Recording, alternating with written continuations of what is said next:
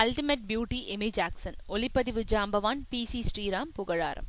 தமிழ் திரைப்பட உலகோட பிரபல ஒளிப்பதிவாளரான PC Sriram Amy ஜாக்சனை ultimate பியூட்டின்னு வர்ணிச்சு புகழாரம் சூட்டியிருக்காரு. இயக்குனர் சங்கர் இயக்கத்துல பிரம்மாண்டமா உருவாகி இருக்கும் படம் ஐ. இதுல விக்ரம் கதாநாயகனாகவும் எமி ஜாக்சன் கதாநாயகியாகவும் நடிச்சிருக்காங்க. ரஹ்மான் இசையமைச்சிருக்காரு. இந்த படத்துக்கு PC ஸ்ரீராம் ஒளிப்பதிவு செஞ்சிருக்காரு. இவர் தன்னோட சமூக வலைதளத்துல தான் எடுத்த எமி ஜாக்சனோட புகைப்படங்களை வெளியிட்டிருக்காரு.